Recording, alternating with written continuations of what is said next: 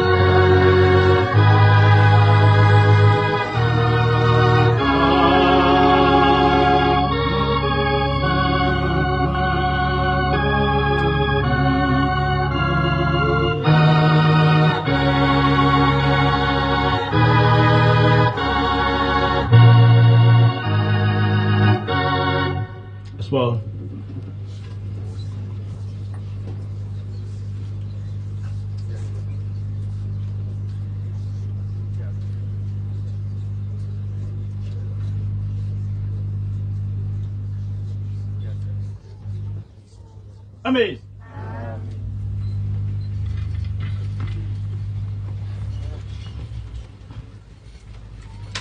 Ngiyangithanda ukuthi uma into ikhulunywa ingilosi ngidlulisekini ngoba ingilosi ivela ezulwini.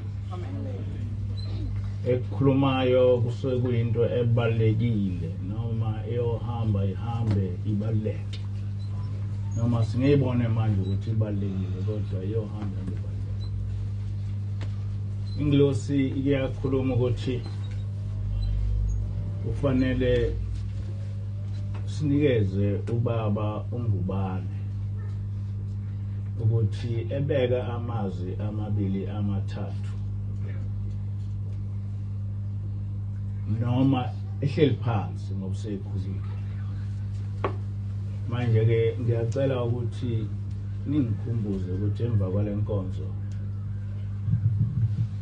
simnikeze ubaba uNgubane kuba ebeke amazwi amathathu amabili amathathu kulokho ofisa kuba akusho, ngoba lokhu ukhuluma ingilosi yathi uNgubane umfundisi, akufanele ukuthi engatholakali ekhuluma phakathi kwethu. Ngakho-ke oyokhuluma uyokhuluma sakurekhoda la, ngoba kuwumlando, ngoba umuntu omdala phakathi kwethu. Ukuthi kusho ingilosi ukuthi akakhuluma. Angazi ukuthi uzokhuluma ethini, kodwa umfundisi walaleli bantu. Amen. Ihloko salenkonzo sithi izinkanuko zenyama ziphelela enyameni. Izinkanuko zenyama ziphelela enyameni. Inkanuko isifiso,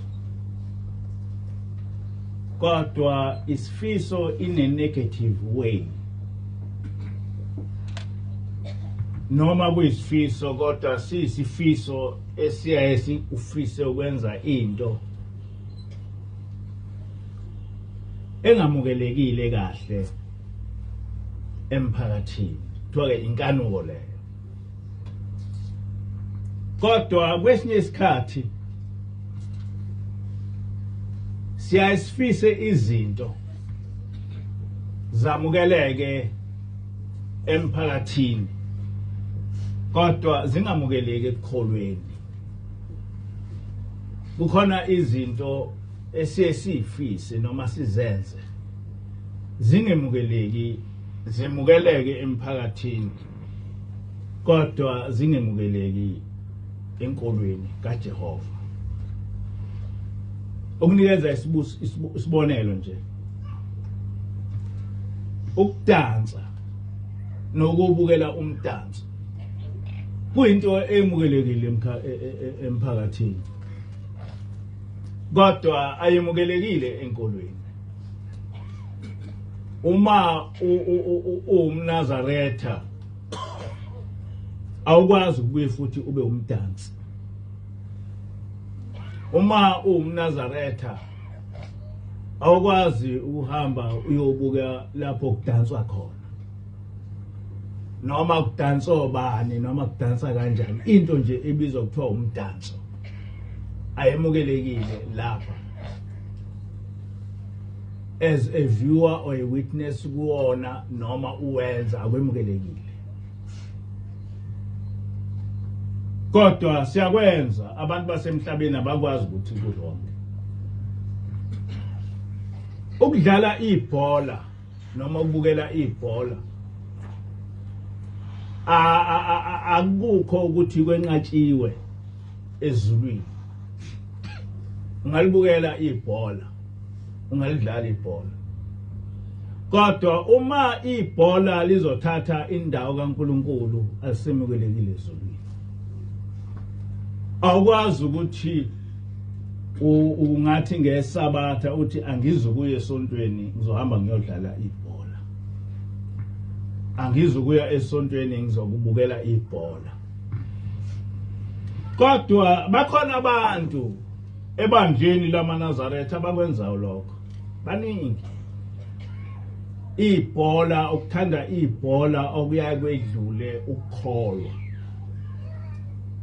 noma ngeSabatha abantu bejahe ibhola kuNkulunkulu. Kukhona inkulumo eyakhulunywa unkosazana, ngangithi umkhokheli uzoyikhuluma, wayelokhethu uzoyikhuluma, ngaze uzoyikhuluma, sengiyayikhuluma-ke manje, angazi noma wayikhuluma ngingekho yini. Unkosazana wakhuluma nge-TV, wathi abantu abaningi abangamaNazaretha abahluthulwa iTV wathi kuba khona izinto ku TV eziyaye zibathikameze ukuba benze umthandazo wokulala noma bewenza umthandazo wokulala bewenze bejahe ukubuka iTV. Waze walinganisa unkosazana wathi uyakuthi noma esethanda rethi ngoba ejahe ukubuka iTV. iTV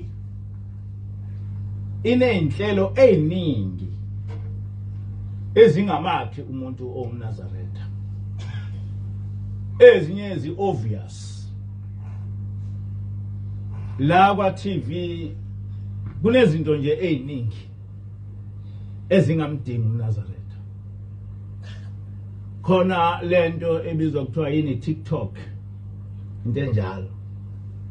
iTikTok inezinto eziningi ezingamdingi uNazaretha ukuthi eyibuke. Ezinye azinamsebenzi aziwakhi umqondo. Ezinye ziyahlambalaza kakhulu.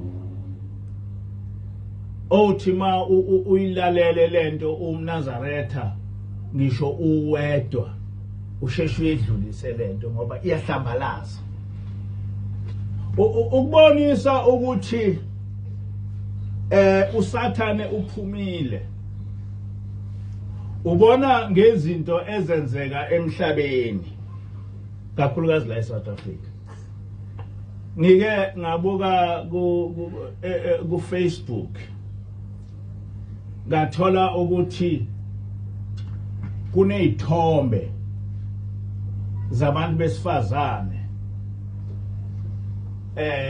benza izinto ezixakile. Ngathola ukuthi kunezithombe zabantu besifazane abaveza amabele. Uma ungase nje uthatha iFacebook uzothola ukuthi izithombe eziningi zabantu besifazane sekuthatha lezi izithombe ezindala zabantu bakwaZulu abadala ziveza amabele. Ngase ngiyibuza ukuthi la mabele alokhu evezwa achaza ukuthini? Achaza ukuthini? Lezi zinto esilokhu sizibuka ku Facebook ezingamanyala zichaza ukuthini? Ziyakha noma ziyabhidliza? Kubantwana mhlambe bengazi enjoy lezi zinto kodwa niwatshela abantwana bamaNazaretha ukuthi bengayithandi lezi zinto. Amen.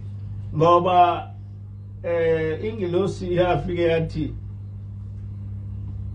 ngiyazi ukuthi ebandleni lamaNazaretha sisina intombi iveza amabele. Kwakuyisikhathi leso sakhona sangaleso sikhathi ngoba vele zonke intombi zakwaZulu zaziveza amabele. Kodwa sithema sekufika manje wathi unkosazana no akangavezwa amabele.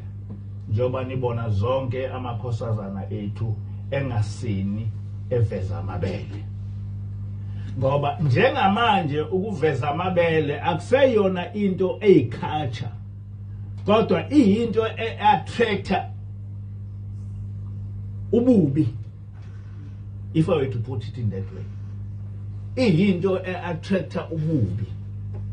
So uma ubona njengamanjena kuneyintombi la ku Facebook zasendulo ziveza amabele, ubona yonke into, ubona isex, ubona yonke leyo nto yakheleke ukuthi umuntu ayicabange ebe attracted kuyona uma engakholiwe bese egcina lo muntu lowo ephuma enkolweni completely.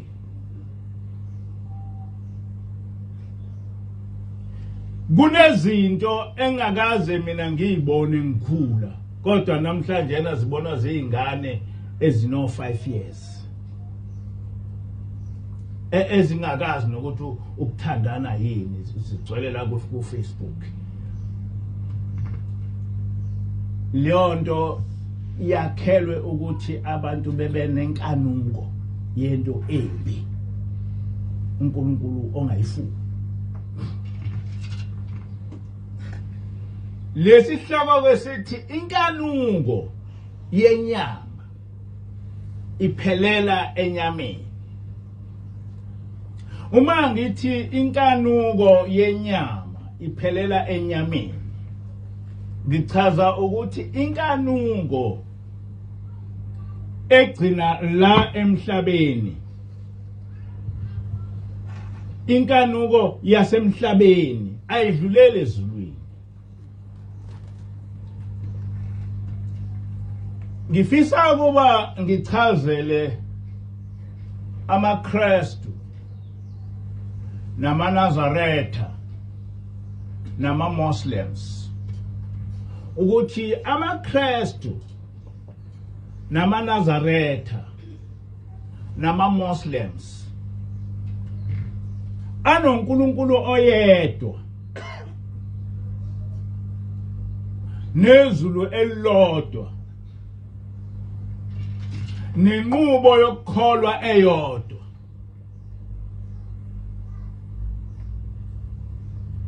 Uma ngabe akakho umuntu ongumKristu ongathi uNkulunkulu wakhe akusiyena uJehova, kodwa lokhu kuphuma kuhlubuka uNkulunkulu esinaye. AmaKristu namaNazaretha ayasho ukuthi akhonza uJehova, kodwa abasamkhonza uJehova. AmaMuslims angisho ukuthi aperfect, kodwa wona asakubeka kube into ephambili ukuthi sikhonza uJehova, noma benazo izono, kodwa bakubeka kube into ephambili ukuthi bakhonza uJehova. Kodwa amaKristu akakubeki kuba into ephambili ukuthi bakhonza uJehova. AmaNazaretha akakubeki ukuthi into ephambili ukuthi bakhonza uJehova. AmaKristu akhuluma ngoJesu, kodwa ngiyafisa ukuthi amaKristu afuna ukuba ezulwini, ebhekisise lento yokukhonza uJesu, ngoba kunezinto abangazazi, ngoba abangabantu abamnyama abanqenayo ukufunda. Okokuqala, lento abathi uJesu akusiyena uJesu noma uYeshua. uYeshua ebuKristwini wehlukaniswe kabili, kodwa uma sekushunyayelwa wenziwa into eyodwa. Kukhona umprofeti wamaHebheru onguYeshua, bese kuba khona isithixo sabezizwe noma samaRoma esibizwa kuthiwa uJesus, esibizwa kuthiwa uJesu. But amaKristu akakwazi lokho ngoba abafundi, ngoba lento uma bengayifundi iaffecta thina other than abelungu, iaffecta thina. And kubalekile ukuthi le nto uyifunde ukuthi kukhona umprofeti onguYeshua, bese kuba khona isithixo samayilukhuza sabezizwe okuthiwa uJesus. Umlando lowo okhona, lo Jesus wakhelwa ukuthi udide abantu uqede inkolo kaJehova. Kodwa kuba nabantu abangamaKristu who are very serious ekholweni, kodwa abangayiboni lento ukuthi lento akuyona lento abayikholwayo. Akuyona lento abayikholwayo. Uma ngabe ufuna iqiniso lokukholwa, ubothatha iBhayibheli bese ufunda ukuthi lento oyifunda eBhayibhelini iyafana nalento oyipracticeayo. Iyafana yini? Lo Yeshua engimfunda eBhayibhelini uyeni lo engimpracticeayo. Okwesibili engifisa ukuthi amaKristu ekwazi ukuthi iNew Testament yakhiwe ngeincwadi zamaHebheru, except incwadi eyodwa, incwadi yezenzo. Izenzo azange zabhalwa amaHebheru, zabhalwa amaRoma. Ngithi kunjalo mfundisi? Yes. Kodwa nalezi zenzo nalezi incwadi ezibhalwe ngamaHebheru zashintshwa, zathi uma ngabe sezihumushwa zashintshwa. AmaKristu akakwazi lokho, ukuthi kwazona lezi incwadi zamaHebheru zishintshiwe. Kwezinye kushintshwe imibhalo, kwezinye kushintshwe incazelo. Lento yokushintsha incwadi zamaHebheru akusiyona into eyayifihlekile ngokomlando. Laba bantu ababeshintsha incwadi kwakuthiwa ama-correctors. Ama-correctors kwaku amaRoma noma abantu benkolo yamaRoma ababemele ukuthi beshintshe izinkulumo ezitholakala kumaHebheru.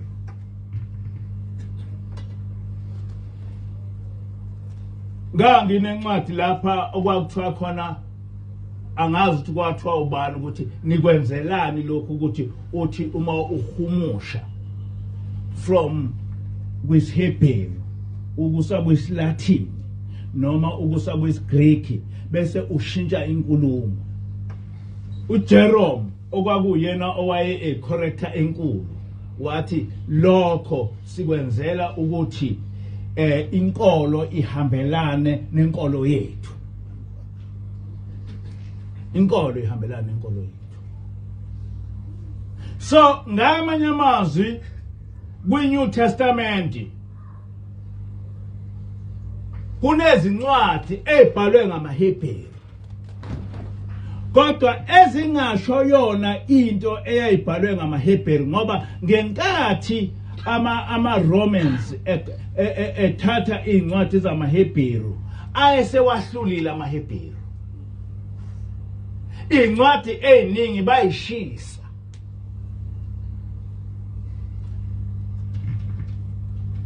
Kunencwadi engangayithola ebhalwe ama-remnants noma izinto ezazizinsalela zencwadi ebhalwe ukuthi the Gospel of the Nazarenes.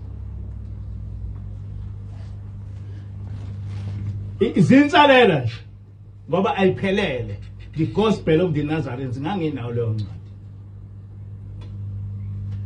Bese kule ncwadi ethi Gospel of the Nazarenes incwadi ethi uMathewu uhunyushwe kwincwadi ebhala ukuthi the Gospel of the Nazarenes. Bese ubheka ukuthi uJerome wayekushintsha kanjani ukukhuluma. efake ukukhuluma ekhuluma sengathi manje na ukhuluma uMathewu kanti kushintshwe uyena and leyo nto leyo ayivumelekile ukuthi ungathi mawuhumusha bese uhumusha ukushintsha ngabo hayi ngoba kukwehlula ukushintsha nje ukhuluma enye into okunye ukushintsha kwenzeka iBhayibheli selenzekile selikhona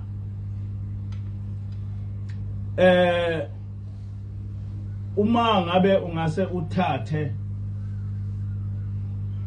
i-first version is-Greek translated into English. I-first version yesi-Greek translated into English ithi uYeshua indodana kaNkulunkulu.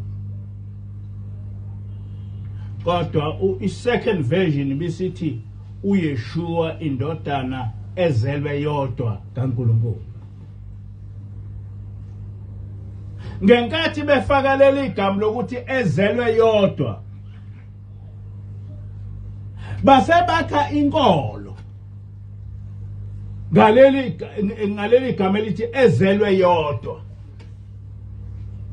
ukuze uYeshua ebe indodana kaNkulunkulu engafani namanye amadodana kaNkulunkulu ngoba igama elithi indodana kaNkulunkulu likhona ngisho kwi-Old Testament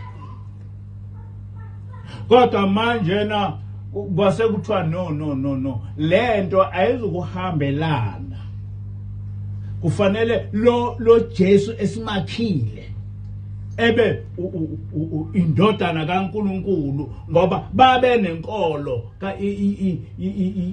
kaNkulunkulu onendodana ngokwelokhuzo ngokwaseBhabhiloni njengoba uNkulunkulu bebathathu nje kube khona uyise kube khona indodana kube khona umama kaNkulunkulu so manje na lento ngayitshengiswa ilokhuza ngayitshengiswa iMuslims ukuthi i-first version isilathi isiGreek ayinayo indodana ozele yedwa kaNkulunkulu kodwa i-second version from second version kuya phambili sekuthiwa ezelwe yodwa kaNkulunkulu ngathi mase ngithi ngiyayifuna lelokhuza le version yokuqala ngangabe ngisayithola so manje na to any Christian ongazilutho wazi ukuthi uYeshua wayeyindodana ezelwe yodwa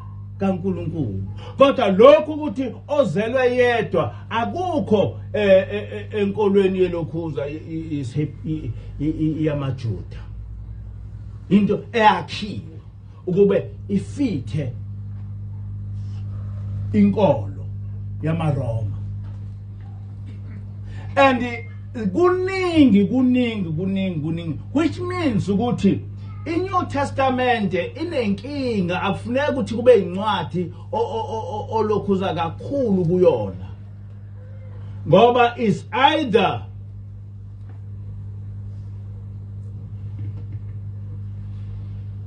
belokhuze beshintsha inkulumo noma inkulumo ithi khona be-ignore nenye bese befaka le efunwa yibona engikhulume nje kunempikiswana enkulu kumaKristu ukuthi uma sifa siyothethelelwa izono inkolo leyo ewabusayo amaKristu mabe bekhuluma lento bakhotha uPaul kodwa kwayena lo Pauli engithe mina engifundayo ngathola ukuthi kwayena lo Paul akusiyena lo Paul lo owalokhuzayo lo owaphendula uYeshua kufike kubhalwe imibhalo bese inikezwa igama lika Paul. Ama Romans ebhale into yawo bese ethi lento ikhulunywa uPaul bese ukuze ibe ne strength bese kuthiwa no ikhulunywa uPaul lo owaphendula uJesu. Kodwa kungenjalo kungasiyena uPaul lo owaphendula uJesu. Uma ngabe ungase ufundisise kahle izenzo uyofunda ngoshawu lo obizwa kuthiwa uSaul bese kuthi nje ungazi ukuthi leli gama elithi Saul lijike kanjani lathi Paul uyothi uzwa kube sekukhulunywa ngoPaul. Ngisho ungayithatha izenzo untshela ukuthi uSaul washintshwa kanjani waba uPaul akukho eBhayibhelini. Noma ungalithatha namhla uthatha izenzo ufunde ngoSaul uyothi bona ubuso ufunda ngoPaul. Kodwa akukho lapho kuthiwa khona igama elithi uSaul lashintsha kanjani laba uPaul. Akukho.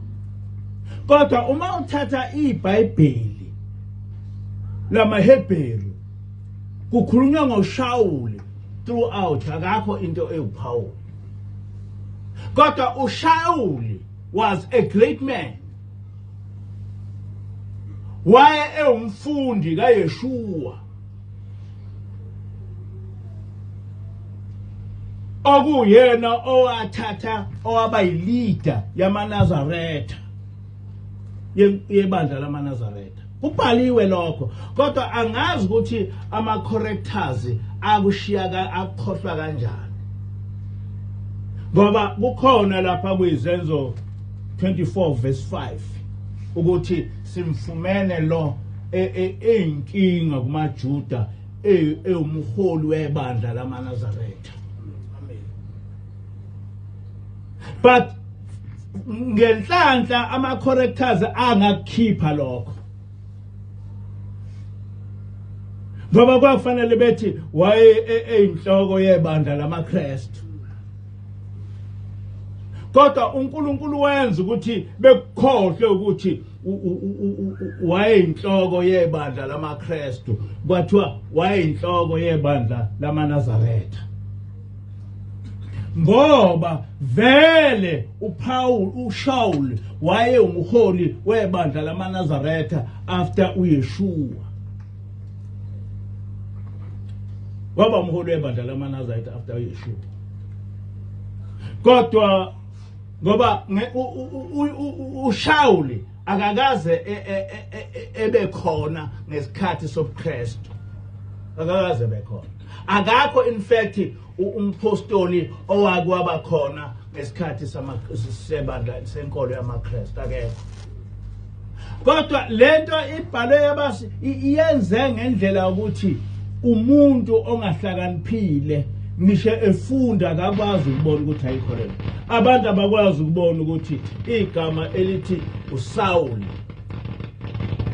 lihambe vele uthi usufunda ngapho bese kukhulunywa ngoPaul. Akukho lapho kuchaza khona ukuthi uSaul washintshwa kanjani waba uPaul. Akukho. Kodwa uma uthatha the very Bible lesiHebheru uyifunda lento kukhulunywa ngoShaul owaye umholi webandla lamaNazaretha. Uma ufunda izincwadi zomlando uthola ukuthi uYeshua waye umholi weNazarene sect. Kwafike kube khona abaSaddusi bese kuba khona abaFarisi bese kuba khona amaNazarene. Njengoba nathi nje sekukhona amaNazaretha asebuhleni namaNazaretha asephakameni nathi kwakunjalo. Bonke laba bantu babe bekholwa kuNkulunkulu oyedwa kodwa benezinto abaFarisi benezinto ezihlukile ngokuhumusha iBhayibheli kunamaNazarenes.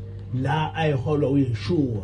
uYeshua ukuhola ubuNazarene wayekuthathe kumprofeti uJohane. Ngoba uJohane wayengasiyena umbhaphatisi njengoba sesifunda eBhayibhelini elisha nje ukuthi umbhaphatisi. Cha, uJohane wayengumprofeti. Kulokhu enkolweni kaMose uJohane umprofeti. Kodwa manje enkolweni yabaKristu ngoba babengafuni ukuthi kube khona ebizo kuthiwa umprofeti base bethi umbhaphatisi. Ayikho into umbhaphatisi enkolweni kaJehova. Manje lento ngifuna ukuba ngidabukela lamaKristu akuthanda ukukholwa kodwa ngenxa yokungazi abathatha into engekho beze begxile kakhulu ekukholweni ngento engekho. Ake ngifunde uMathewu 13 verse 41 to 43. Indodana yomuntu iyakuthuma izingilosi zikhiphe embusweni wayo konke okukhubekisayo nabenzi okubi zibaphonse esithandweni somlilo lapho kuyoba khona ukukhala nokugedla amazinyo. Kepha abalungileyo bayakukhanya njengelanga embusweni kaYise onendlebe akezwe.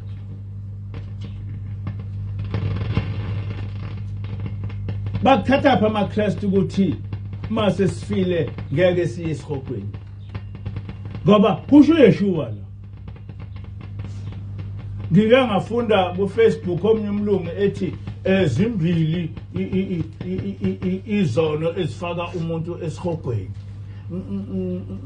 Ngabe ungambona ekhuluma indaba kaMathewu ngabe ngisathola ukuthi imove lo Mathewu. Ngathi mina nangumlungu ekhuluma into engekho. Zimbili izono ezingenisa umuntu esihogweni. Ukuthatha lokho. Ngoba lapha uYeshua uthi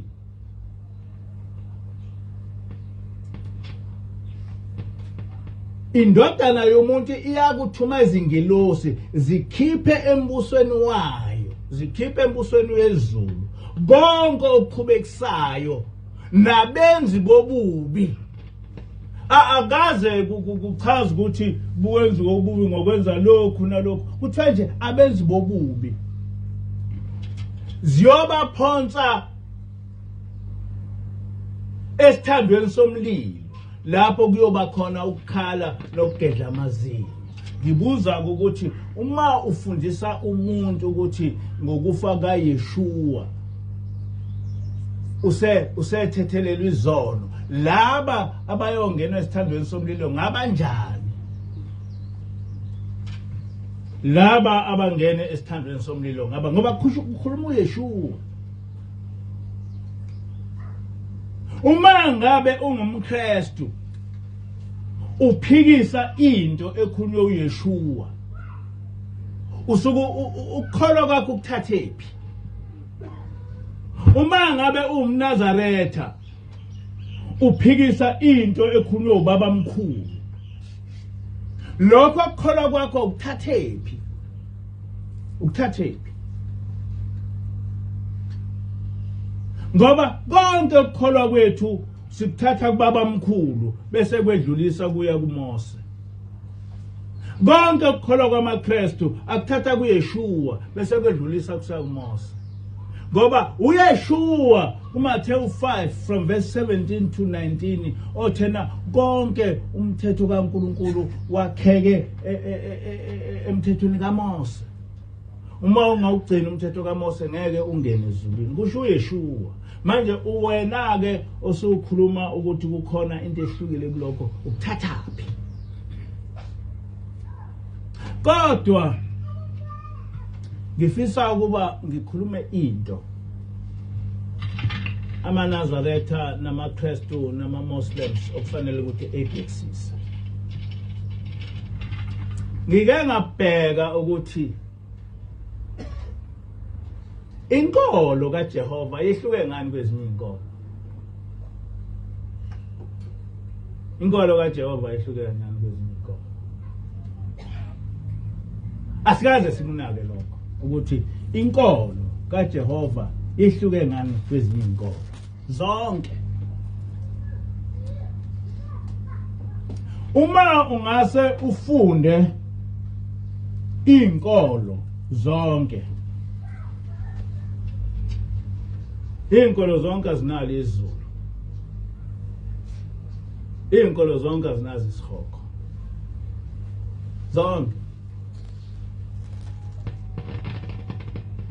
ngaphandle kwenkolo kaJehova kuphela.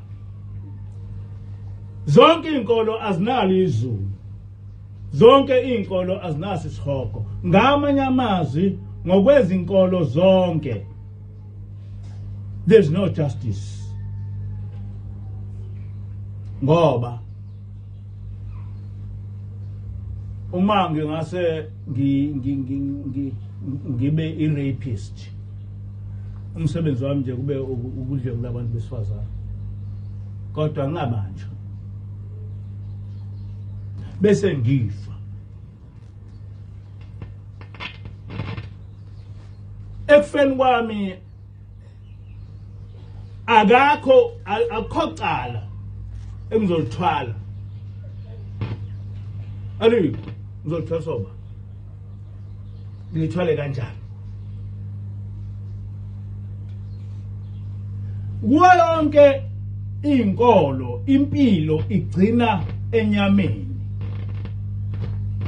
Akukhulunywa ngomoya ukuthi after death of the flesh, what happens to the spirit? Akukhulunywa ngalo.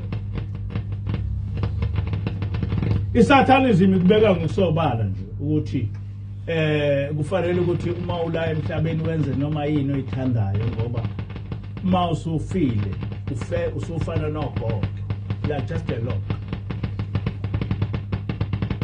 Ayisekho impilo kuwe, and ayikho into ewukuphila kwespirit. Ngamanye amazwi isatanism iyakuphika ukuthi ispirit siyaphila. Ayikho leyo manje sengifile. Ngamanye amazwi ukuthi ngenkathi ngiphila ngoneka kangakanani, asikho into ezobe ikhulunywe ngayo uma usufile. Ngamanye amazwi bonke abantu abafile bayafana, umthakathi nekholwa kuyafana ekufeni, kuyafana. Enkolweni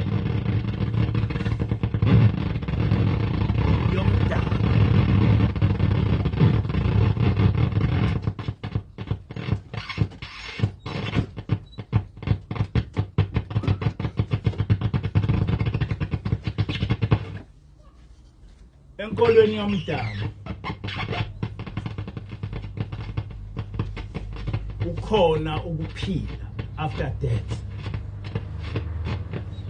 Inkolo yomdabu iyakholwa ukuthi uma usufile ngokwenyama uyaphila ngokomphefumulo. But there is no punishment after death.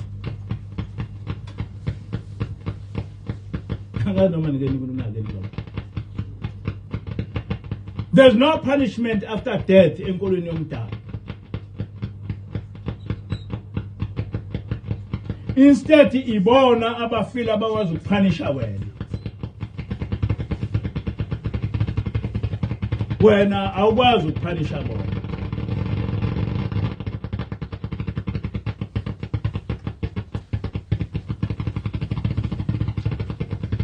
Sikhona isangoma esake sakutshela ukuthi umuntu noma ubaba wakho noma uyihlomkhulu upanishiwe ngezinto owayezenza esaphila.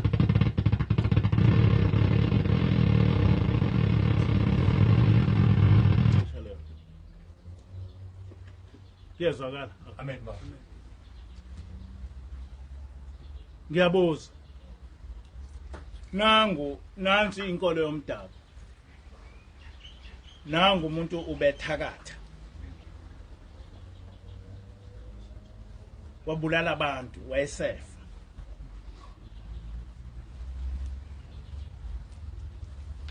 Isangoma sesiyobhula, uyabhula. Sake sasho isangoma ukuthi nje lo muntu lona ubethakatha. Ngakho ke njengoba ngikhuluma njena uya usejele noma usesihogweni noma ukuphi, cha akukho lo. Bengakusho ukuthi wahamba exabene nosibanibani akulokhuze akwenziwe indlela ukuthi belanyulwe, kodwa ngeke eze ekhulume ngesono sakhe obesenzela emhlabeni. Ngeke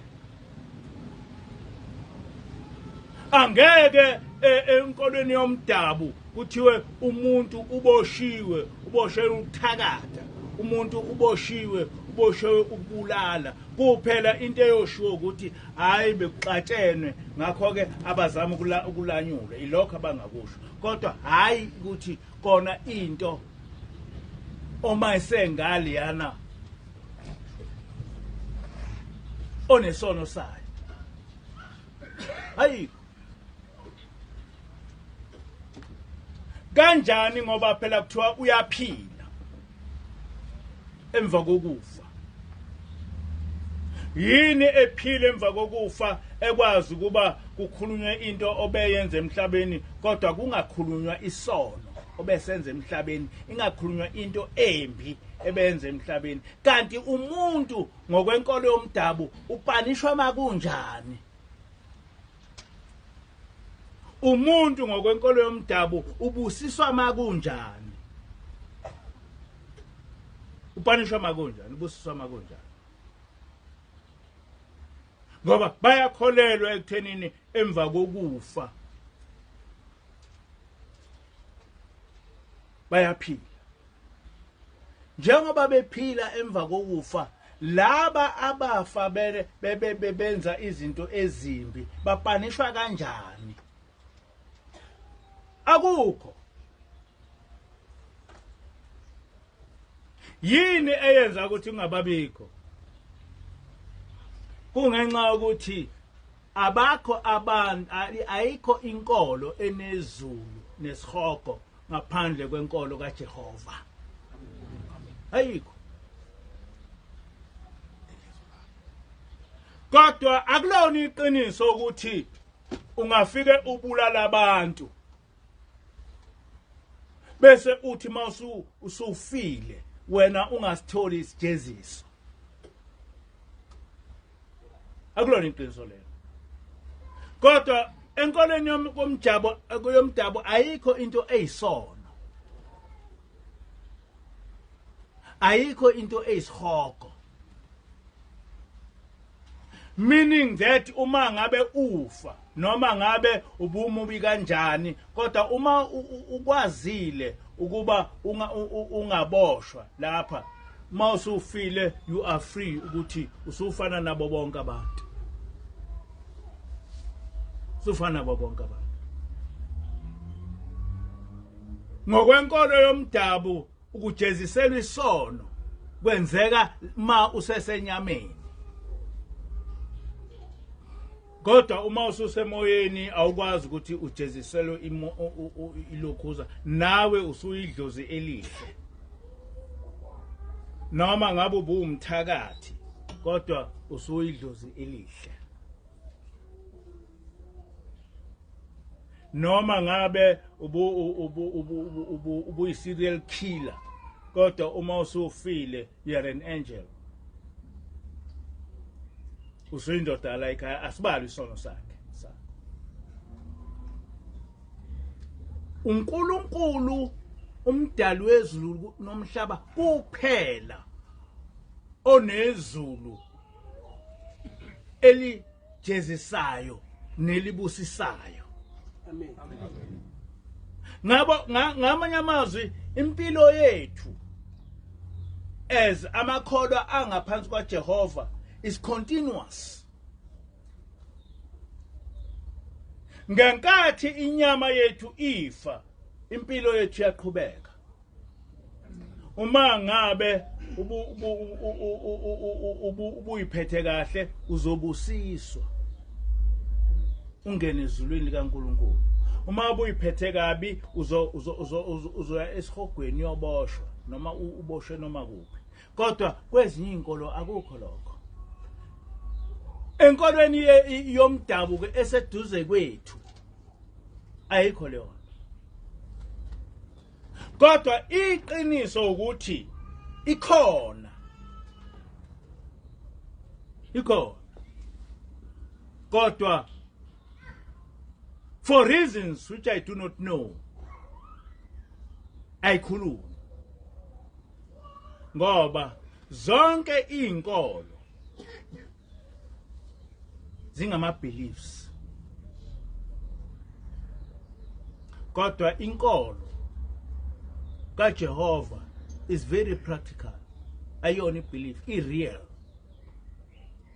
Ezinye inkolo zingama belief. Kodwa inkolo kaJehova real. Kodwa abantu abaningi bayitshela ukuthi inkolo kaJehova iyafana nazo zonke izinkolo, kodwa ayifani. Ngoba inkolo kaJehova ikhona real, iyaphatheka. Kodwa ezinye izinkolo ayiphatheki. Uma ngase ubuze ukuthi njengoba sikholwa kumveli nqangi njena umveli nqangi wake wathini ubani akakho umuntu omtshela. Ngoba indaba kamveli nqangi inkolelo. Njoba kukhulunywa nje ngenkosazana yezulu okuye kuze kuthiwa akulinywe insimu yakhe. Uma ungaze ubuze ukuthi le nkosazana yezulu yake yathini ubani akakho ngokutshela ngoba into ekholelwayo ukuthi ikhona. Kodwa mina ngikutshela ukuthi ekuseni namhlanje unkosazana ukhulume nganangu ubaba ungubani namhlanje.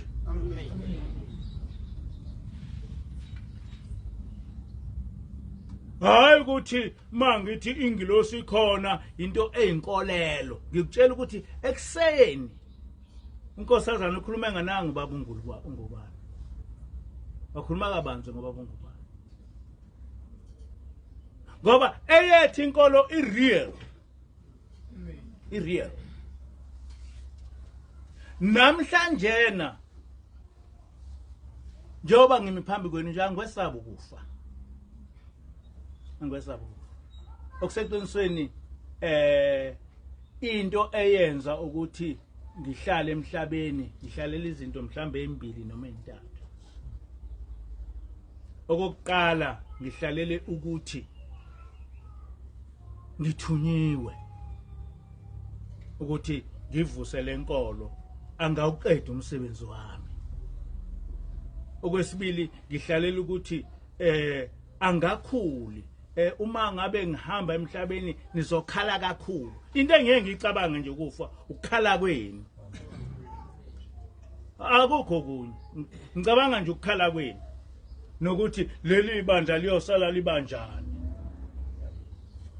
Noma ngazi ukuthi at the end ngiyohamba emhlabeni kodwa ukukhala kwenu ikhona okungenza ngishawe uvalo lokuthi angingafi ongenana ngife sengiyi useless. Senithi nani hayi noma usungamthatha ubaba. Ngoba ngesaba lomsebenzi engunikiwe. Kodwa ukuthi kukhona ukwesaba.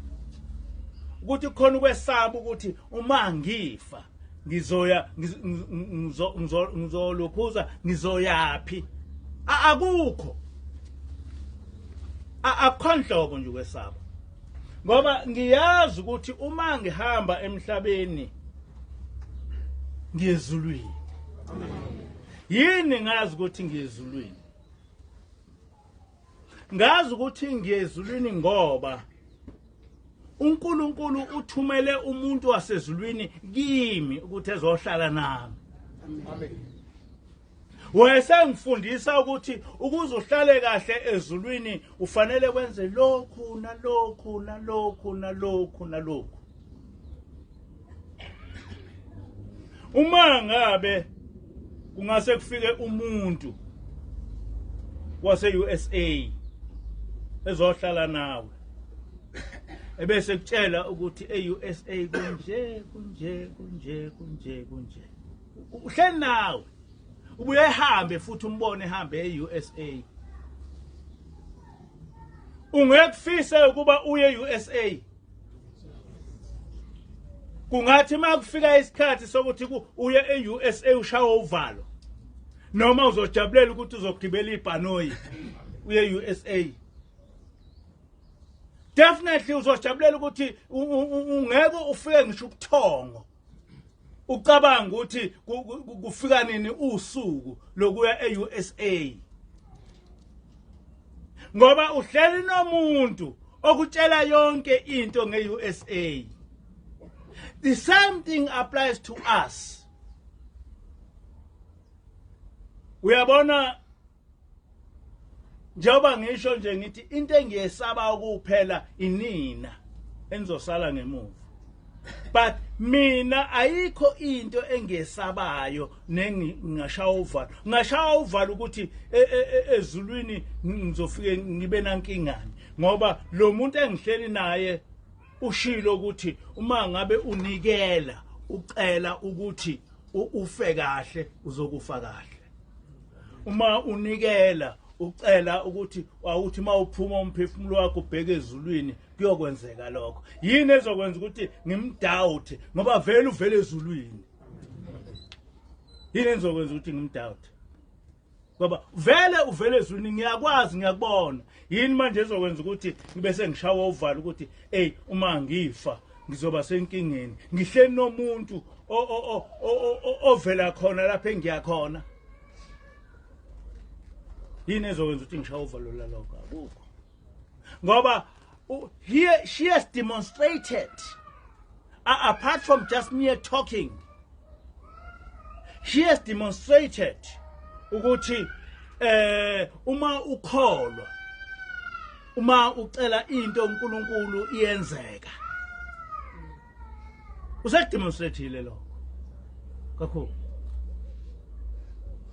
Ziningi izinto ingilosi ezidemonstratile ukuthi uma sinamathela kuNkulunkulu bese sicela into siyayithola. Ziningi, ziningi.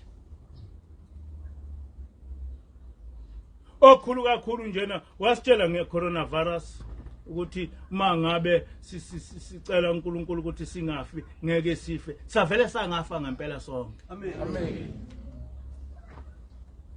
Wasitshela njengoba ngisho nje ngithi leli ibandla liqala lapha kunabantu abaningi abahamba emhlabeni, ingakakhulumi lutho ingilosi. Bahamba omvangeli ungiba, bahamba omkhokheli nalabana, kodwa yathi mayisifika ingilosi ithi asilivali ithuna, nenze njena. Lokhu uyakusho lokho, akakho umuntu osekwahamba emhlabeni. Ngaso sonke isikhathi bekuthi mangabe kuqala unyaka ngize ngisho ukuthi kophela unyaka singasaphelele, angazi ukuthi ubani ophambili, kodwa manje ngeke ngisakusho lokho ngoba lokhu ingilosi yakusho akaze kufe umuntu. Amen. Akuze kufe ngane, akuze kufe makoti, akuze kufe lokhuza, akho umuntu nje ofana. So hamba mase kufanele ukuthi sihambe. Amen. Manje na ke yini engizoyisaba? Tell me, yini engizoyisaba? Ngoba ngiyazi ukuthi uma ngigcina umthetho kaNkulunkulu kuzokwenza ukuthi, and umthetho kaNkulunkulu ngiutsheliwe one by one.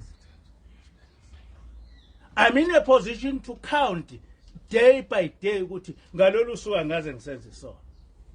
Galolu suka ngaze ngisenze sona.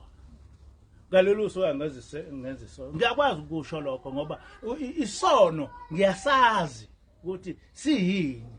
Nebe sengehlula ngagcina sengisinqobile ngiyakwazi ukubona lokho. Ngoba ingilosi ifike yangifundisa ukuthi mawenza kanje uzokwenza uzoqonda. Sakwenza kanje. In fact lento ekhulunywa yimi ikhulunywa na yini.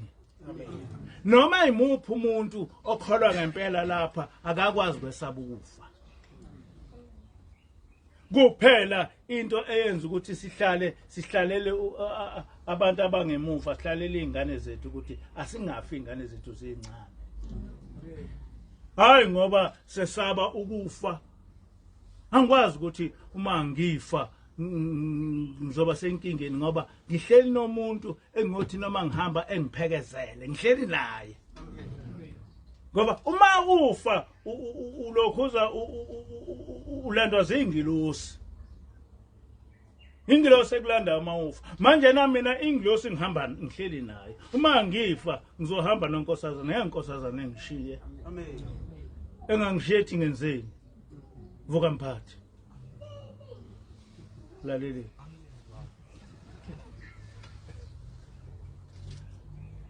Awukwazi ngoba sihleli nonkosazana. Unkosazana ngicabanga ukuthi uma ngefa ngangishiye.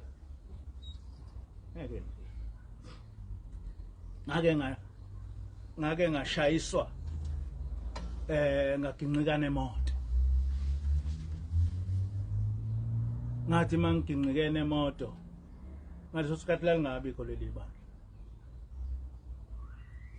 Unkosazana wagijima kuqala walotshela umkhokheli. Wagijima kuqala walotshela umkhokheli. Wayengakabiki umkhokheli wayesahlala eGauteng mina ngikwaZulu. Kodwa umkhokheli kwafika unkosazana. Wathi nakho konakala. Noma usuphuma umphefumulo wami mina ngeke ngihambe ngedwa ngezulwini. Ngohamba nonkosazana. Amen. Ngoba uyena ofike ngifakazela ukuthi cha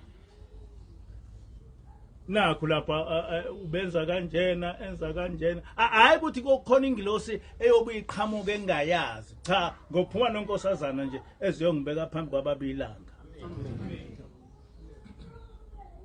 Futhi ngineqiniso ukuthi noma sengiphambi kwababilanga akukho cala engizolithetha. Alikho icala engizolithetha. Ngoba konke ukuhlupheka kwami ngithuka ngamaNazaretha yonke into engiyenzile ngiyenza ubabilanga ephambi kwami. Akukho cala engeke ngilithethe kubabilanga. Akukho cala engiyolithetha kubaba mkhulu. Alikho. Ngoba ngikwenze konke ubaba mkhulu owathi amaNazaretha akakwenze ngikwenze konke. Ngikwenze noma sengithuka. Ngikwenzile. Alikho icala engolithetha ngisho kuYeshua. Ngoba njengamanje ngifundisa amaKristu ukuthi lento enikholwayo ethi Jesus ni wrong. uYeshua wathi. So ngisho ngafika kuYeshua alikho icala engeke ngithethe uyojabula ethi uyiqondisile indlela yami. Amen. Ngisho ngafika kuMose. Hayi ukuthi ngisho ngoba ngofika kuMose. Kunezinto eziningi eningazazi. Leli bandla livuswe uMose. Amen.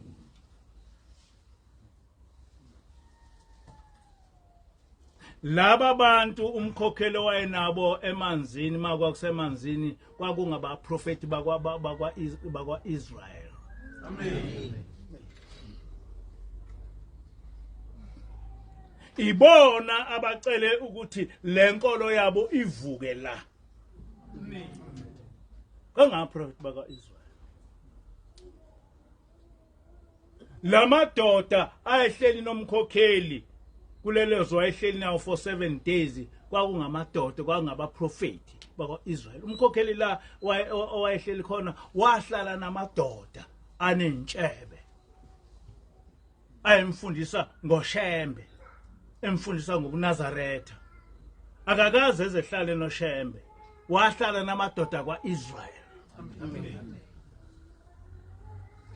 So I'm so proud ekuthenini uma ngihamba emhlabeni ngeke ngigcine ngokuhlangana nobaba omkhulu, ngiyohlangana nabo bonke abaprofeti bakwa-Israyeli kusukela kuMose kuze kufika kuYeshua. Ngoba leli ivangeli engilishumayelayo ngilishumayela lisuka kushembe lize liyofika kuMose. Practically. Manje nake ngiyafisa ukuthi amaKristu, ama-Muslims, ama-Nazareta azi ukuthi inkolo yethu ayifani nazo zonke inkolo. Inkolo eziningi zingaba namandla amaningi kwi-flesh. Ziqhamukise ama-spiritual powers and all that. Kodwa after death they become silent. The only God who talks for you after death is God Jehovah. Amen. Akakho omunye uNkulunkulu okhulumayo ngoba bonke abanye uNkulunkulu abakwazi ukusho ukuthi uma usofile, uma ubuwenza ukuthi usemhlabeni uzothola lokhuza le punishment, uma ubuwenza okuhle uzongena ezulwini. Cha, abakho ngoba izulu likaNkulunkulu umdali wezulu kuphela. Akakho omunye uNkulunkulu onezulu eliphilayo. Manje laba abanye uNkulunkulu bayesaba abangamaspiritu ukuthi bekhulume ngezulu likaNkulunkulu ngoba kwabona basalindele ukulokhuza okwehlulelwa. Uma uSathane elindele ukwehlulelwa bona bangehlulelwe ngani? uSathane ubatshela ukuthi there's no life after death ngoba uyazi ukuthi usazokwahlulelwa naye. Nabo bonke uNkulunkulu basazokwehlulelwa, behlulelwe uNkulunkulu wethu. Kodwa thina after death we are very sure ukuthi uma sihamba ngendlela kaNkulunkulu ayikho into ezosiphazamisa. Amen. And ngiyafisa kuba nikwazi lokho ukuthi ningazenyezi. Ninto enkulu kabi ezulwini. Ninto enkulu kabi ezulwini. Emhlabeni wonke kulesikhathi samanje akakho uNkulunkulu umdali wezulu nomhlaba lapho khona ngaphandle kwalendlu. Amen. Ngoba uNkulunkulu ulethe kithi ingilosi. Ingilosi mayilethwa phakathi kwabantu uthi uNkulunkulu igama lami likuyo. Amen. Igama likaNkulunkulu likuyo ingilosi. Ingilosi yenza into esuke ithunywe uNkulunkulu. Thina hayi ngoba singongcwele ngcwele, kodwa inhlanhla esinayo ukuthi uma ngabe sona kunengilosi eduze kwethu esikhalimayo ukuthi hayi lokho ningakwenzi. Qondane lokho yonke into ingilosi iyayisho ukuthi lokho ningakwenzi, hambani kanje, lokho ningakwenzi, kwenzeni kanje, lokho ningakwenzi, kwenzeni kanje, konke. Ngakho ke asibanazo ithuba lokwenza isono. Asinaso isithuba sokwenza isono. As we are holy. Singcwele. Ngempela futhi abakho abantu abangcwele abangafaniswa naleli bandla. NakumaKristu, nalokhuza nakumaNazaretha, ngisho nakuma-Muslims. Bancane kakhulu abantu abanje ngoba ama-Muslims amdumisa uJehova, kodwa kukhona imithetho kaNkulunkulu aweqayo. Amanye wathola ishintshebe kodwa egundi ephucula ikhanda. Amanye wathola ebhema. Ngangabuza enye iMuslims inkosikazi ukuthi nibhemelane. Lathi nama ngazi ngoba inkolo yethu yakwenqaba ukubhema. Hawu nikundelani namangazi ukuthi bakundelane ngoba inkolo yethu yakwenqaba lokho kusho iMuslims bona banazo izono kodwa at least bamdumisa uJehova thina amaKristu namaNazaretha sikhohliwe uJehova sizakhela uNkulunkulu bethu kwathi abaprofeti sathi ibona abango futhi ke kumaKristu akubona ngisho abaprofeti ngoba uJesu isithixo akakaze bekhona umprofeti oYeshua Jesus kwakhiwa nje isithixo uYeshua amaRoma amchitha nemithetho kaNkulunkulu bayichitha kodwa abantu ngoba bafuna ukufunda abakwazi lokho ngisho ukuthi ke sikuzame ngaso sonke isikhathi singasuki kuNkulunkulu amen ngoba uma sikuNkulunkulu ukuhamba emhlabeni kuzoba mnandi Inkosi uselokho engizwile amen ngicela ubaba kuba ekhuluma nje ubaba kushiya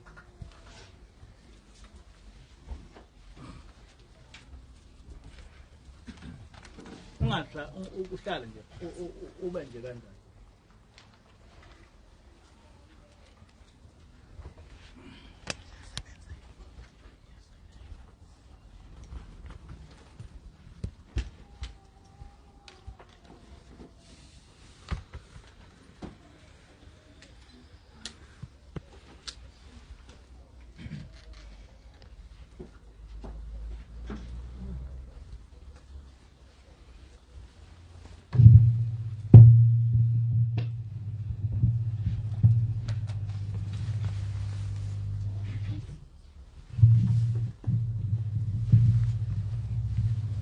Ukuphakama kwami akube kuhle kwabantu wethu.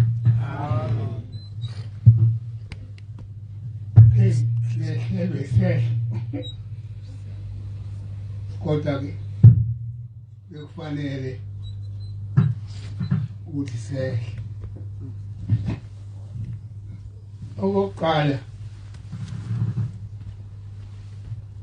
umelosi umholi waleli bandla angizubala ukuthi waqala phazocela kodwa la ngenzansi sisasondala kuvalivyo kwakuyisabatha ngithi kwase kuphela inkonzo angaze ngizwe busisa umuntu njengoba wengusisa angikhumbuli mai yenkonzo ila eNatali nje ila bantu basilapha ngengabibikho angaze ngizwe ebusisa umuntu ngendlela angibusisa ngayo amen ababekhona ngesikhathi mhlambe bayokhumbula kancane mhlambe ngeke bakhumbule kodwa kuze namhlanje ayi angaze ngizwe umuntu ebusiswa ngale ndlela abusiswa ngayo njoba ngingaka nje emehlweni sekwake nenkungu ibakhona ngingaboni manje yaphambili kodwa ngibone ayi angazi selo ngaqala ukusonta ngithi ngidala kangaka mina ke ngimdala ngempela njengoba kuthiwa ngimdala njengoba umuntu wasezulwini ethi ngimdala nje uqinisile ngimdala impela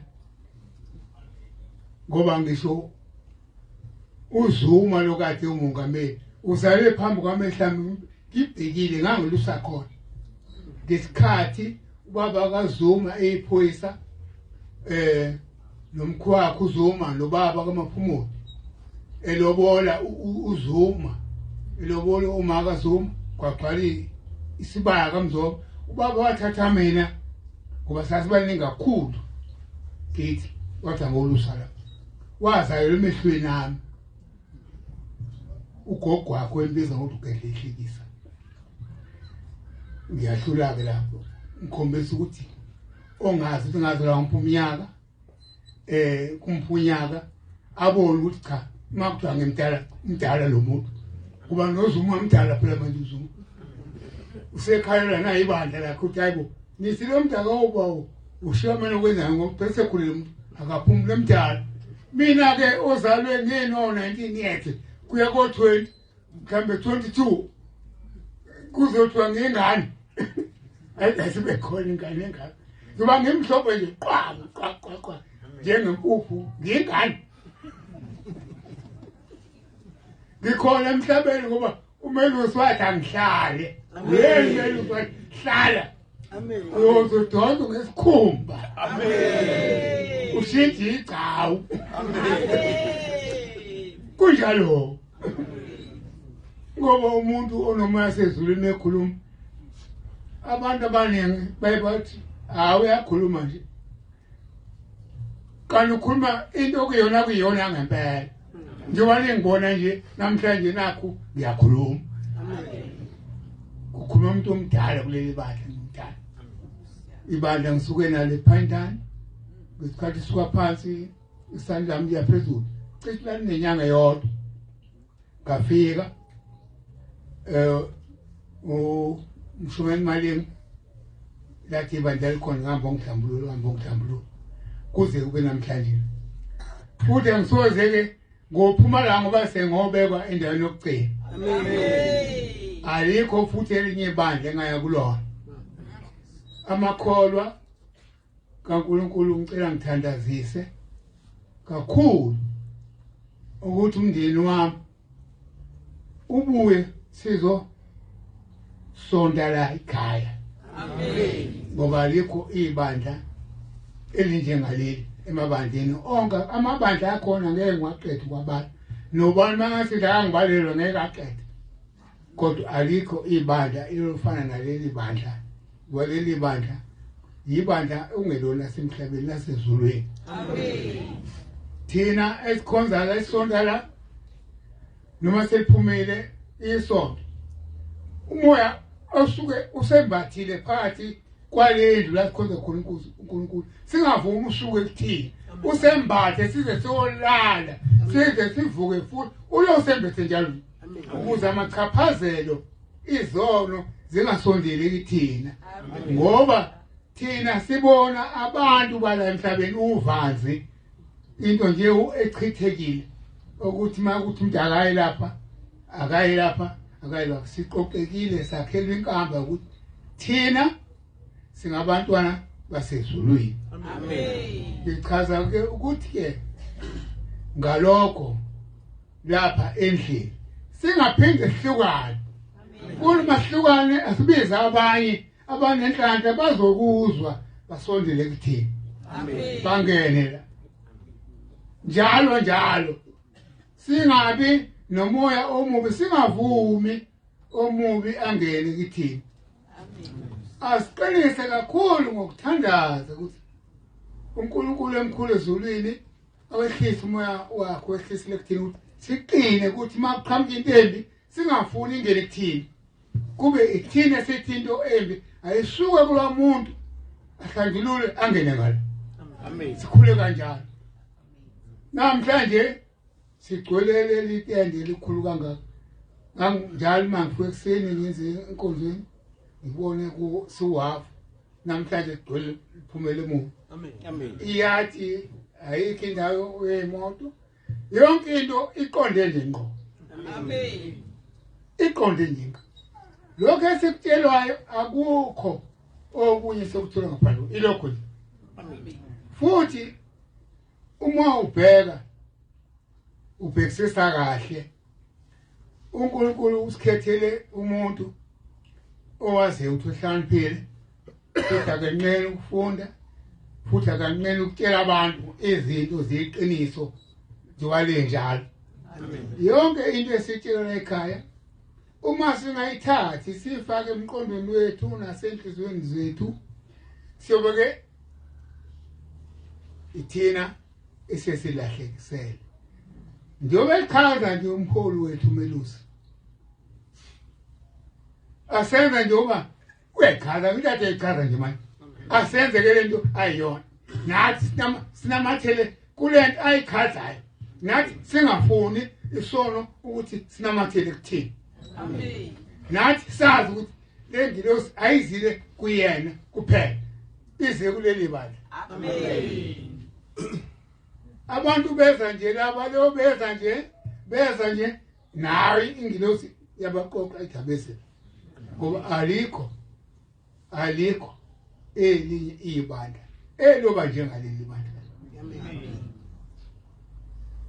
lokho angikhulumi ngoba ngithi uMelusi wangibusisa angaze ngizwe ebusisa umuntu ngendlela angibusisa ngayo waqeda yonke into finish inya okusho ukuthi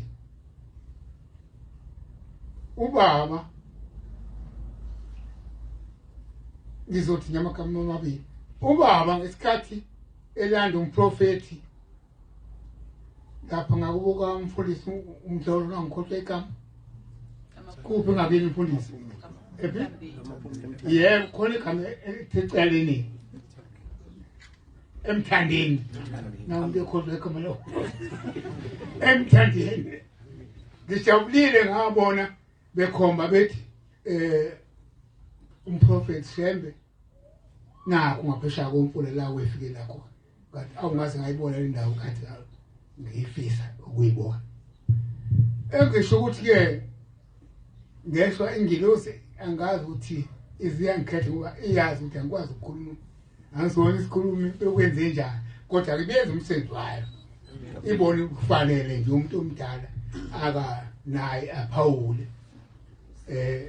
ifikela ekhaya ngaba umhlambululi ngaba umshumayeli ngaba umphakeli namhlanje ngomfundisi amen ngicela ukuthi ke ubaba waye kuthiwa kalande umprofeti ama-missions lapho kamaphumulo kusho ukuthi ayimangalela athi lenkolo ayilethayo ayifanele ngazi kuba ngangekho into engizwayo ngisho ukuthi ke ngalokho ke abesethi umprofeti ubaba mfazi ngensi athi ngengufasi sasambe kusho ukuthi ubaba ke endleleni ukuthi awenze ndoda wenza ngani awenza uncane emakhaya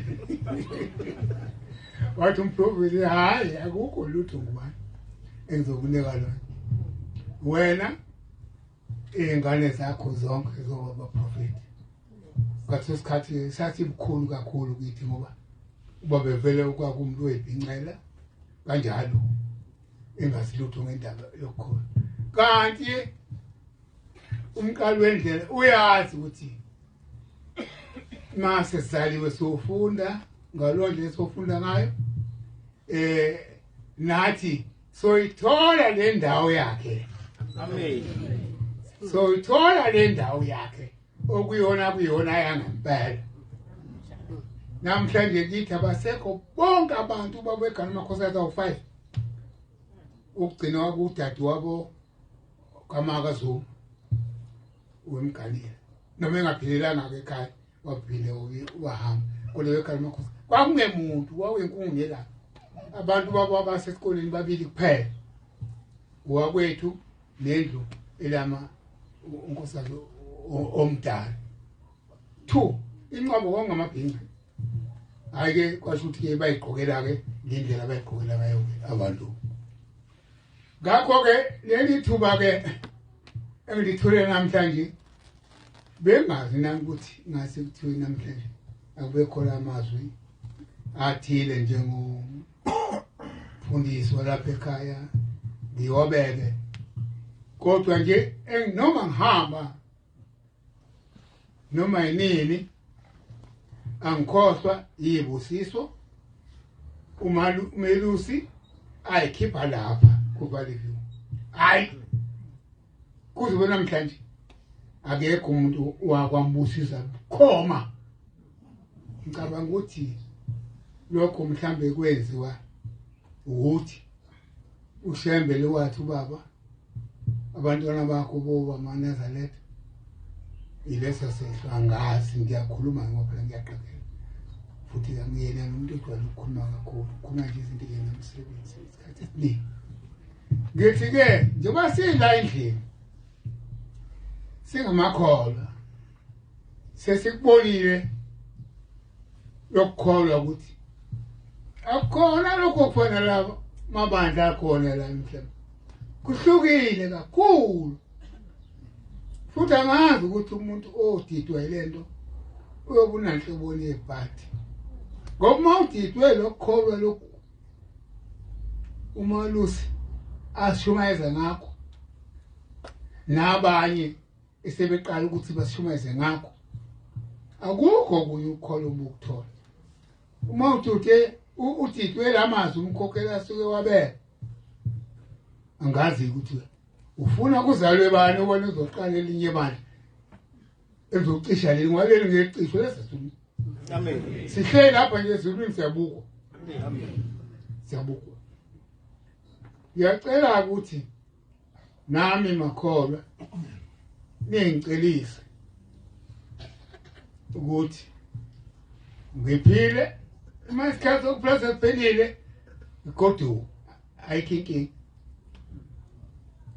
uma isikhathi sami sephelele emhlabeni nalo banjwa kuyeva kutatanyiswa kodwa engikucela kakhulukazi ukuthi umndeni wami ningithandazise makholwa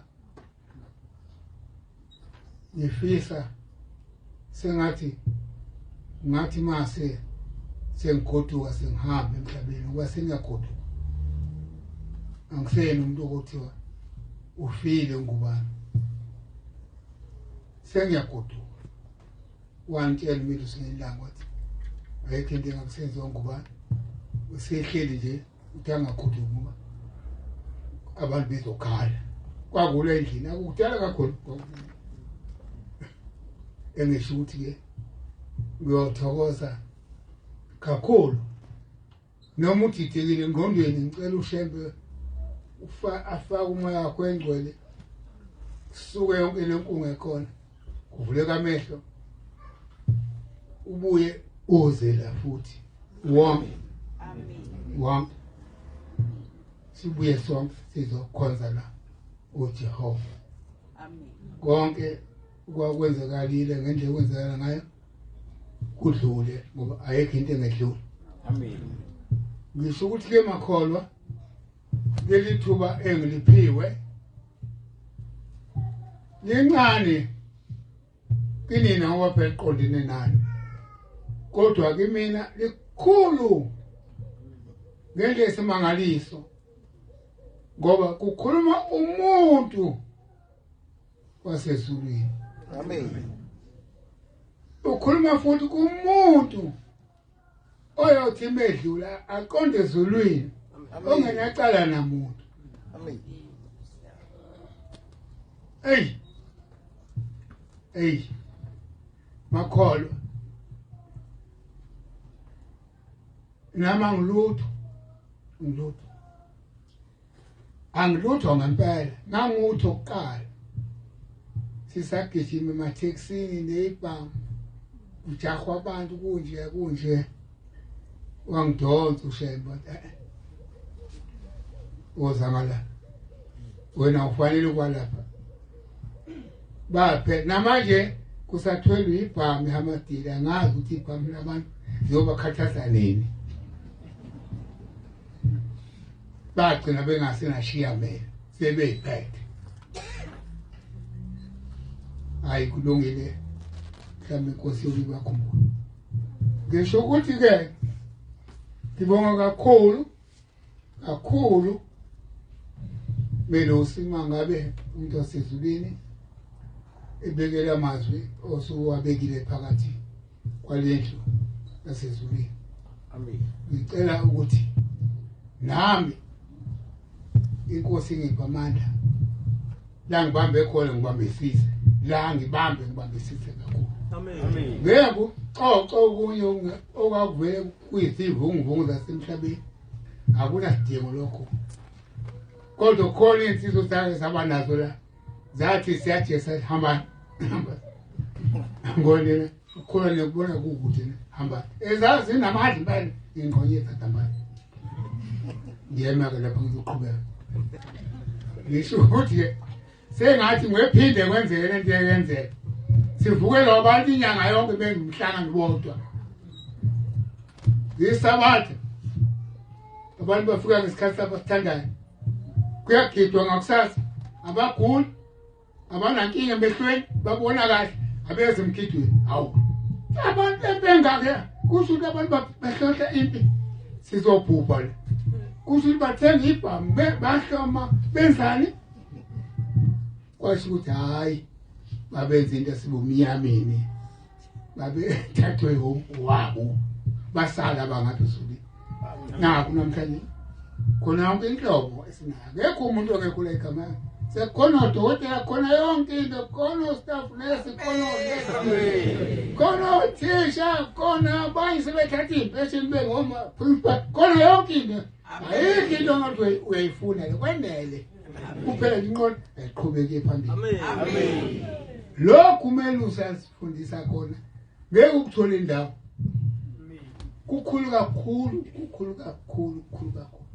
uyasifundisa umelusi sicela lamandla nawo angapheli aze hamba emhlabeni asale komunye futhi oyozama kena ukusifundisa umthuni kuyafundwa lekha ngendaba yeBhayibheli angaze ngiyibone nje angaze ngiyibone ngiyayiqala nqa angaze ngubone lokho okwenza umkhokheli ngiyaqala nqa ngithi ke inkosi yangathi ngiyababamba njalo umoya wayo ingcwele baqhubeke njalo kuze kufike nezingane zethu sifuna zibe la amen noma zingekho kwamanje zilapho zikho ekole sifuna wonke umuntu wakangubani ngoba wathi umqalo wendlela ubaba ozala mina izingane zakhe zoMnazaretha akekho umuntu uzohamba kweyindawo ngaphandle kwale ngikuyona amen njengoba ngibeki nje la ngibekela ukuthi izingane zami zizefike la ngaphambi ukuthi hambe amen ngicela kanye ngithandazise makholwa amahle ukuthi umndeni wami noma ukuthi inhliziyo ibheke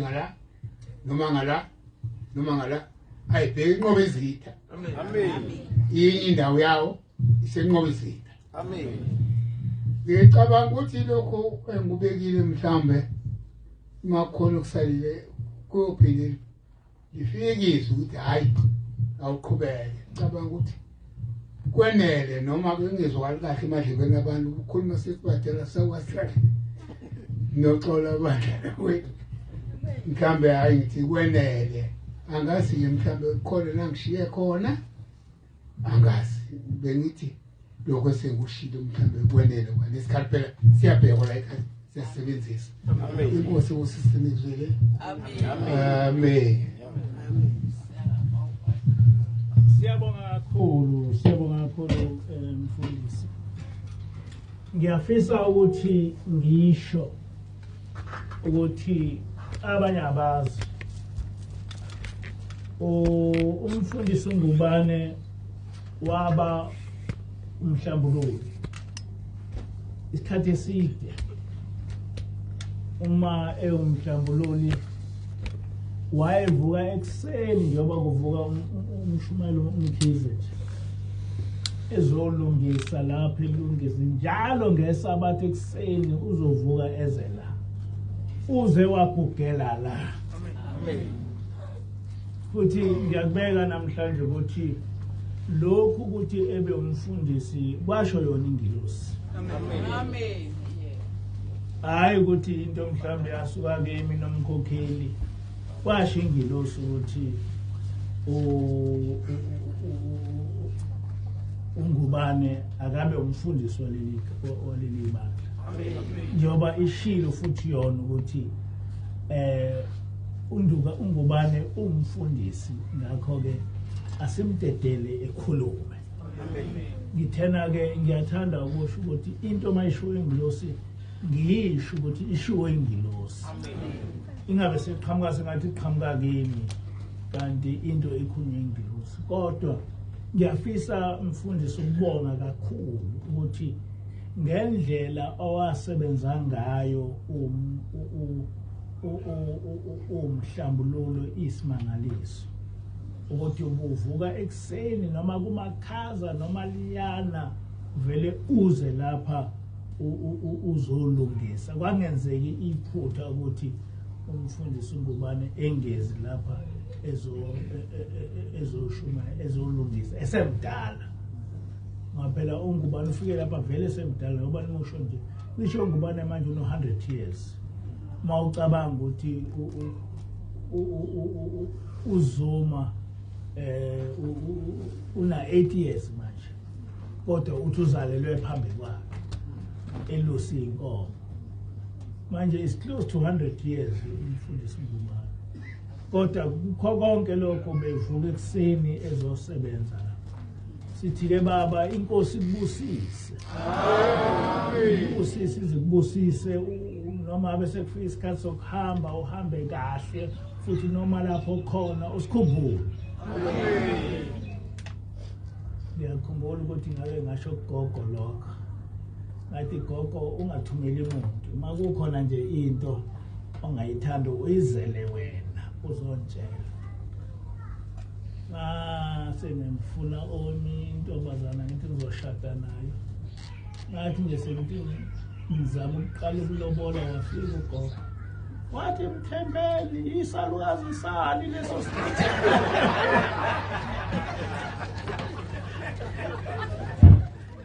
Lesi salukazi usilethela sona ngesani. Wena ngoba ziningi amantombazana akuthandayo yini uzosilethela isalukazi. Yazi ngehlukana naye. Sengimume yonke into ngathi ngamtshela ngathi uma ungasekho emhlabeni ubuye uzongitshela ongakuthandi. Manje lokho ongakuthandi kwesinye isikhathi umuntu utshela into ongayithandi wena uyithanda. Kodwa kufanele ukuthi manje uyilandele lento oyishoyo ngoba wacelwa yini.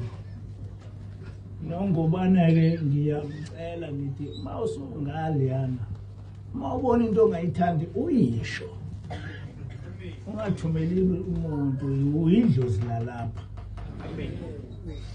Uyidlozi ulokhuza umkhokheli ukhozayo wabuya lapho wathi anibone ukuthi umfundisi uyagula. Anithandaze ngani? Athandaza amaNazaretha ngaphila. Amen. Wabuya umkhokheli ukhumalo. Ukhozi wathi anibone ukuthi umfundisi uyagula. Mthandaza ngani?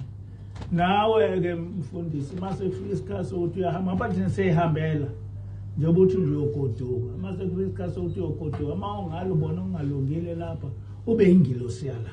Amen. Yazi ukuthi vele yoba yini ngoba vele uyona ingilosi yala. Amen. Inkosi ibusise nikuzwe. Amen.